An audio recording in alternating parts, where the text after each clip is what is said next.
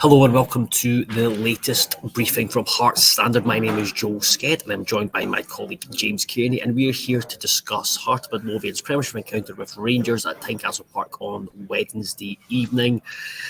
We are going to discuss what to expect, what Hearts need to do to beat Rangers, but firstly, we are going to talk about team news and what we would like.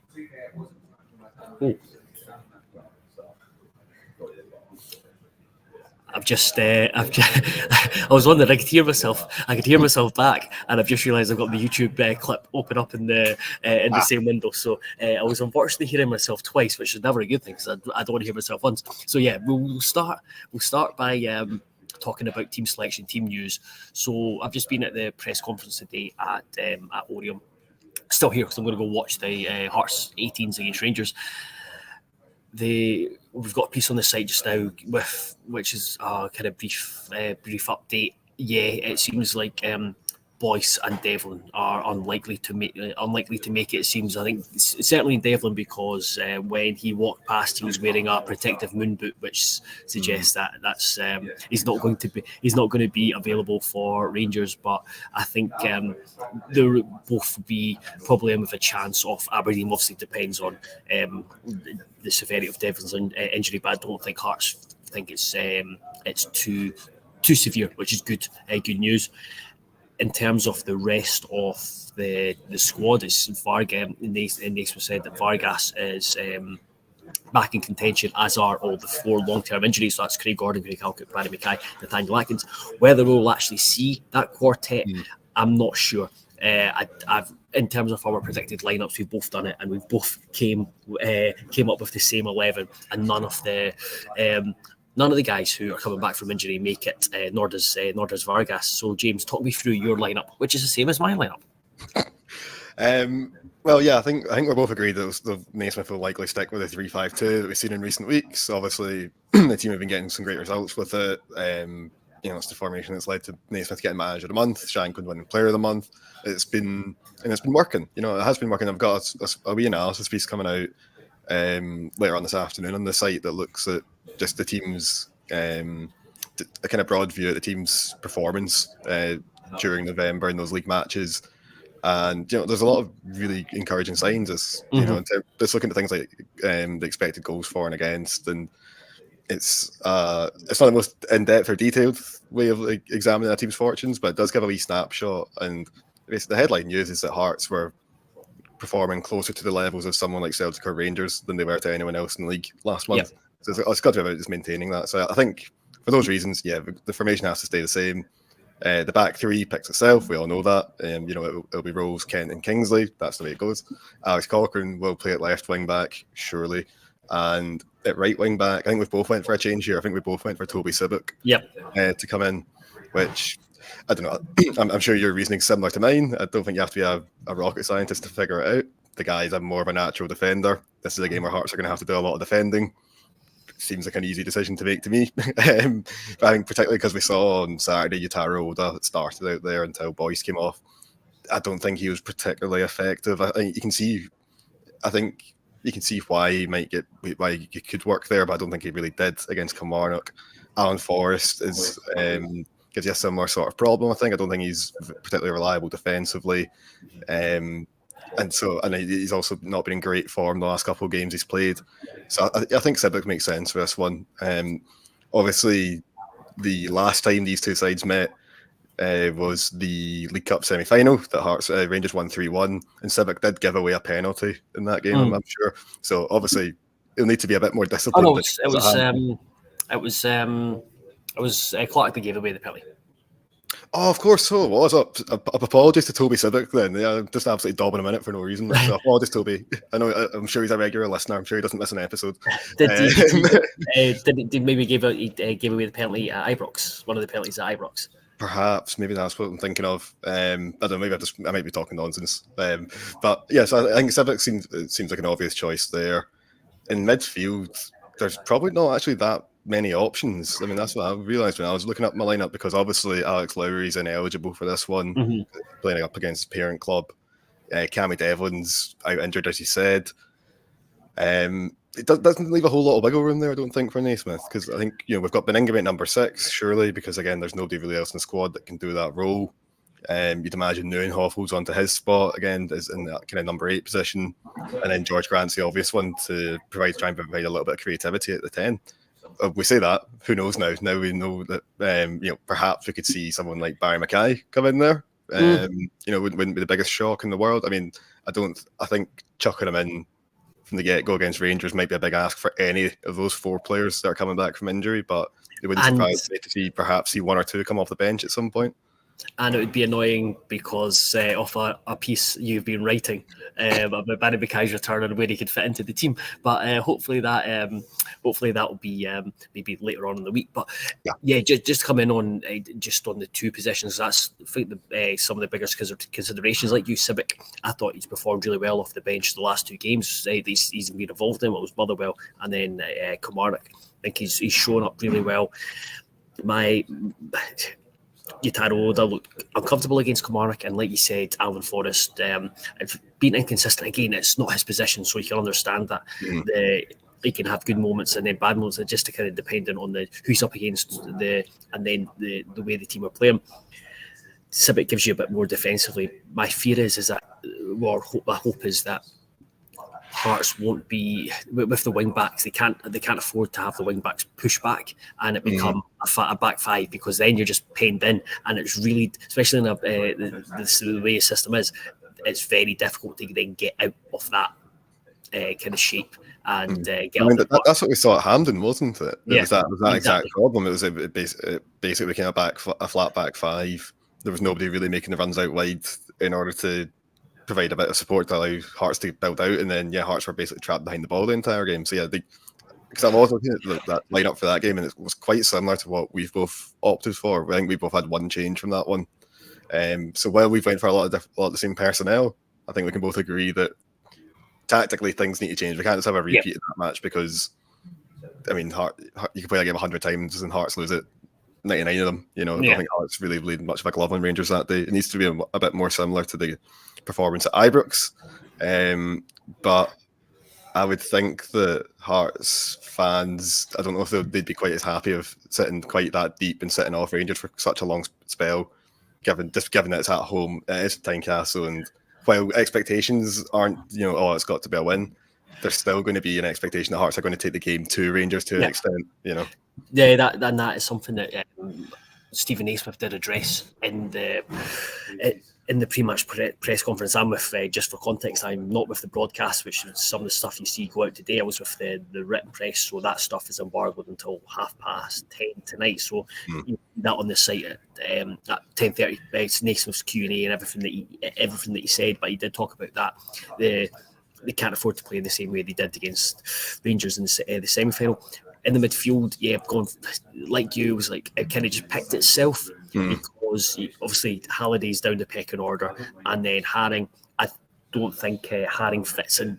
Basically, I think you've written about it before. It's either Benny or Haring. I don't think you can play them both, and so you play Benny with kind of the legs of more legs of Grant and Neuenhoff in front of him, and then I think there's a real onus on Grant to provide a bit of spark in there, but also to provide a bit of support to the front too, which we'll get on to talk about. Lauren Shankland, of course, is going to be playing them. Graham asks, do you think Tagawa may start being impressive from the bench on Saturday? James, can you confirm, does he start in our 11s? Yes, we would both like to see him given a start. I think it makes sense, particularly with the news that Liam Boyce isn't going to be fit for the game. It gives Hearts an option to be a bit more direct, to try and get in behind a bit, which is obviously something you always need when you're playing Celtic and Rangers. We saw Kenneth Vargas in that role at Ibrox and in the semi-final, and while there's no doubt in his endeavour in either match, I just don't think it really worked. I don't think Hearts really managed to get in behind all that often, whereas Tagawa, he does give you that direct presence. And again, as Graham alludes to, he did look quite impressive, I thought, off the bench at Rugby Park at the weekend there. So, yeah, I think this is a good game for him. I think this makes a lot of sense. I think it's a game that suits his talents, it suits the way he plays, and it probably allows Shankland to drop a wee bit deeper in that kind of number 10 position. Yeah, I think which is even more just sorry to interject there, but I think having Shanklin drop a wee bit deeper is even more important when you consider that Boyce is likely to be out and there's no Alex Lowry, so and we're kind of assuming that Barry Mackay won't be pitched in for his first start in a number of weeks against Rangers. That it does allow Hearts to have someone who works in those deeper areas and is comfortable getting the ball number 10. And like we've seen this season and last season, Shanklin is a very effective number 9 and he's in a very effective number 10 as well, which makes it really important. The fact that so encouraging was Tagawa's willingness to run in behind against Kilmarnock, which stretches teams and should hopefully provide a wee bit more space for Shanklin to operate. Yeah, exactly. And I mean, let's face it, Shanklin's better with the ball at his feet under pressure than most other players in the squad. Like when he drops deep to keep a hold of the ball and sort of holds it for a few seconds, allows the team to get up the park. Just kind of jostling with an opposition player in order to do that. Stuff like that against Celtic and Rangers is so crucial. It's really crucial because first off, dropping back into the midfield just gives you an extra option, but then secondly, like we say, he's got the balance, he's got the close control that he can hold on to it. And I do work. That's the one thing I do worry about a wee bit when I look at Hearts' midfield. I think Beringham's excellent at keeping a hold of the ball. Neuenhoff probably not quite as much. I mean, I think we saw that a lot on Saturday there when he would quite often do something quite good. Like, he'd maybe beat his man. You think, oh great, but then he'd immediately give the ball away afterwards. So I don't know if he's quite that same level of being that kind of safe pair of hands in possession. And Grant as well. We know he likes to take risks. We know he's a creative player. You can't rely on something like that to keep a hold of the ball constantly. So I think having Shanklin be able to drop deep and help out in the midfield, that's going to be really important because I think Hearts are going to, if they want to get anything from this game, they're going to have to be spells where they've got the ball, they've got a bit of control, where they make Rangers work off the ball rather than just winning the ball back, quickly launch it forward and see what happens. Because we saw that in the semi-final. That doesn't work. There needs to be a bit more impetus, I think, from Hearts to really kind of take control of the midfield for spells. Like, okay, there will be big chunks of the game. Rangers will have most of the ball. That's the reality of playing the Old Firm. But there's still going to be there's other chunks of the game that are there where if you can get on the ball, get settled, exert a bit of control, you can make life difficult for the Old Firm. You can really make life difficult for Rangers and Celtic. So yeah, I think that's going to be really crucial. And as we've kind of touched on as well, Tagawa, if you've got Shanklin dropping deep, Tagawa's got that pace that he can start stretching things and hopefully getting behind. Whereas someone like Liam Boyce can't really do that, to be honest. We know that. And I think I totally agree with the fact that you need to have that control when you just can't give up possession really easily against Rangers. But also on the flip side, especially at Tynecastle, especially to get the fans on side, I think it's really important to have a player in your team who you can go, you know what, let's stick it into the channel for someone to run in behind turn Rangers, and that way you're kind of pushing up the park, you're kind of gaining territory, but you're also kind of getting like the fans on the board that they're on board that they see, right, you're getting up the pitch, and that I know it's very simple and daft, but it kind of does work. No, absolutely. We know that Rangers as fullbacks will push high up the park. They'll get involved. There should theoretically be space in behind to take advantage of. And then obviously you got Connor Goldson is always at right centre half. He's not the quickest. We know that. We know that if there's space in behind to be exploited, that's an area where you can really hurt Rangers. So I think like someone like, for instance, Cochrane is in for a really big afternoon because I'd imagine that when Hearts are trying to play out from the back, once the ball's worked out to the wing back positions, that's when you're going to have Rangers players pressing super hard all over the Hearts team and just finding that little dink up the line or that little reverse ball to beat the press. That's going to be crucial because that's what Hearts didn't do at Hampden. That's why they lost, and they need to be able to find a way around. Because if you can beat that press, if you can just find a way around one man at one point, all of a sudden you've got a great chance to break forward. But a lot of it relies on particularly the wing backs being quite composed on the ball and try to find a way past the man. So I think Cochrane on the left definitely seems well suited to that. I think he can do that, and I think he has done that, particularly in recent weeks. The other side, Toby Civic, that's where you kind of go, ooh, maybe he can, maybe he can't. But I think those are the areas where when Hearts will try and play out from the back to an extent, and I think in order to do that, it's going to be the wing backs that are going to be the areas where there will be that little bit of space where Hearts can get beyond their man, get in behind, and all of a sudden Rangers then need to start thinking about, oh God, hang on, they beat the press here. What do we do now? Yeah. So you talked about Rangers. Let's speak about what to expect from them. They're still in a period of transition under the new manager, Philippe Clement. I think they've improved compared to what they were under Michael Beale, but they still have difficult moments within them, and you've seen it with the Greek side, right? The Cypriot side, Aris Limassol on Thursday. They made it very difficult for them at Ibrox to obviously beat them in Cyprus, but that was under Beale. That they're not infallible. That he can get at Rangers, and there's a few players I really like. And Graham mentions him, the threat from Sima. He's a big guy. He can move. He's a real goal threat. And then you've obviously got Todd Cantwell, who has been a bit of kind of up and down. He's been played different positions. I think his best positions are number 10, but he's being played outright. And I think he's someone that looks good, but can easily drift out of games. And then you've got the young boy Ross McCausland, who's shown a lot of promise recently. That's the kind of attacking side of things. I can imagine Danilo will probably play for him instead of Cyril Dessers. Dessers started against St Mirren. He didn't really light up the game. And then the defence that you expect all the time. Tavernier, Barisic and Golson, which was probably be Balogun as well. In front of Jack Butland, who's been one of the signs of the season. So Rangers have got talent, but they shouldn't be a team that Hearts should be fearful of. No, exactly. This isn't the same level of Rangers teams we've seen in the past. This isn't like this is not the team when they won 55. They only conceded like 11 goals all season or something crazy like that. This is not that. Although actually, it's quite a lot. The back line is remarkably similar. Yeah, Balogun as well. But they're a few years older, a few years wiser, and they've maybe lost a little bit of pace as well. But the point is, they're playing well at the moment. Rangers, there's no getting around it. They are on form. Currently, the second best team in the league.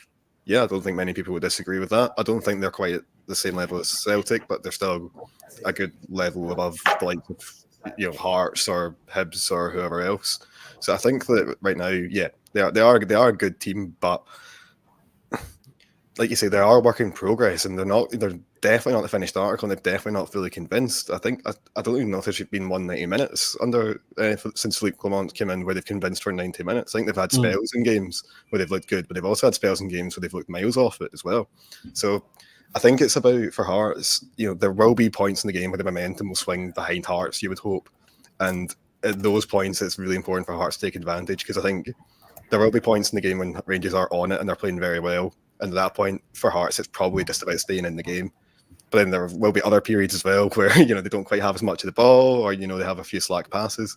And those moments where things aren't functioning as they should be, those are the times Hearts need to take advantage. Those are the points in the game where Hearts need to try and, nick a goal, or, just start really applying some heavy pressure on Rangers' part as well. So, they are there to be got at. Yes, they've still got second best attack in the league, or the second best defense in the league, whatever it might be. But they're, like you say, they're by no means the finished article, and they are there to get big off that. I think particularly when you compare them to Rangers teams over the last few years, at the moment they're just not hitting the same levels of the ones that the one that, for instance, reached the Europa League final, or the one that won the league, or the one that won the cup. They don't look as good as any of those teams at the moment. So there is an opportunity there, but as Hearts fans will know, because they only did any reminding from the semi-final, if Rangers do turn up and they play to the best of their ability, it could end up being a long evening for Hearts. Yeah, there's absolutely. I look at in terms of looking at the positives, I see that there's no Alfredo Morelos and Ryan Kent, who always seem to turn it on at Tynecastle, which is a massive positive. And really interesting to see if Tagawa's pitching from the start and how he gets up. He kind of just a different type. He's just a player that Goldson and Balogun might not be sure on, because you've not played against them, so that might kind of not spook them, but give them something else to think about. And also from Rangers' point of view, is that they'll see coming to Tynecastle. This is a massive game early on in Clement's tenure, and in terms of in terms of the league, in terms of wanting to keep up with Celtic, because they've a couple of times this season they've had opportunities to close the gap and they've missed it. This is arguably the toughest game he's had in the league, and he's gone up to Aberdeen. Obviously, recently dropped points where they probably should have won, but that's an Aberdeen side who, let's be honest, are not that great. Hearts are in much better form, and Tynecastle, I think, is a much better, much harder place to go to than Pittodrie. Maybe not in recent years for Rangers, but kind of historically. So they'll see this as a really, really tough match. And as Graham points out in the comments, is that a big thing cannot stand to lose an early goal, because we've seen that when we played against Celtic and ended up losing 4-1. Celtic scored after only a few minutes, and I think that's actually turned out to be quite a transformative match, because ever since then, kind of switched to and pretty much stuck with the back three. No, exactly. Yeah. I mean, that was a bit of a sobering day, I think, for Hearts fans. It wasn't just the fact that Hearts conceded one in the first few minutes. It was that they conceded a second goal with about 20 minutes on the clock or so, something like that. And at that point, it's a very long way back. So yeah, no, obviously, yeah, you want to start strongly and make sure you keep it tight early on, make sure you don't give away anything silly. Because, I mean, we saw that in the Celtic game. It was just goes out of individual errors as well and sloppiness, which I think is the most frustrating thing. So yeah, you need to make sure you start strong if you want to get anything off against Celtic and Rangers. You can't really afford to give them a head start like that. But like you say though, yeah, that has been a bit of a learning moment, because ever since then we've seen Naismith pretty much stick religiously to the back three, and it does seem to get the best out of the team at the moment. I think the Hearts have become harder to beat. Okay, there's still maybe some problems when it comes to making chances and scoring goals. That could also be better, but at the same time, it could also be a hell of a lot worse. So, yeah, I think that right now, I mean, Hearts are in a pretty decent position. Obviously, they've got 4 in the bounds. This is a great opportunity to make it 5. But I think more importantly, this represents a chance to lay a marker down against one of the old firm. I mean, if you want to finish third, you need to be taking points off of Celtic and Rangers. That's pretty much the reality of the Scottish Premiership. Obviously, so far this season, Hearts haven't done that. They came incredibly close at Ibrox. They couldn't have come much closer to getting something, but they didn't. So yeah, I think if you can get that marker, if you can kind of lay down that marker and get that 3 points, it does become something of a statement win, I think, because it shows that the team are capable of punching up, and that's something that we've just not seen so far. And again, if you want to kick on, whether that be domestically or in Europe, you need to be able to come up against teams that are better than you and find a way to take points off them anyway. Yeah, and encouragingly, you look at the 3 games that Nace has been in charge against Rangers. 2 very positive-ish performances at Ibrox. Got a draw. We're heading for a win. We're then heading for a draw, but still kind of managed to lose. So this will be the first time Rangers at Tynecastle. So yeah, it's set to be a really, really interesting evening. It should be an exciting evening. And with that, James, give me a prediction. Oh, you put me on the spot. Okay, I'll go for. I think it'll be a 1-1 draw. I think everyone will leave miserable. I think everyone will be upset about it. I was also going conservative. I was just going to go for a draw, and I think for Hearts fans, I think a draw would be, would be accepted. Like, that's fine. Just continue the unbeaten run, held on against Rangers. Ideally, could have done with 3 points, but kind of keeps that momentum going and shows. Probably, if you look back to the Celtic game at Tynecastle, shows more progress. So yeah, I wouldn't say no to a draw now, but hopefully he can keep going and make it 5 out of 5. That's it for us this afternoon or today. We will be back tomorrow when the team news gets dropped at what will be, I think, about 6:30 for just a quick wee update, and then there'll be hopefully videos on Thursday and Friday, but still to work out what the logistics of it around. But other than that, be sure to check heartstandard.co.uk. You will find out all the all the content leading up to tomorrow's game. There'll be pieces going out this evening and tomorrow morning. James has got a couple of pieces going out, or a piece going out later on this afternoon. We've got predicted lineups. I've got a piece on the team's away form and how winning 4 games already at this stage in the season is very, very encouraging. Looking at the recent past, and then plenty of other stuff to keep you occupied until tomorrow's game. But from us, thank you very much for watching. Thank you very much for subscribing, and we will see you again soon.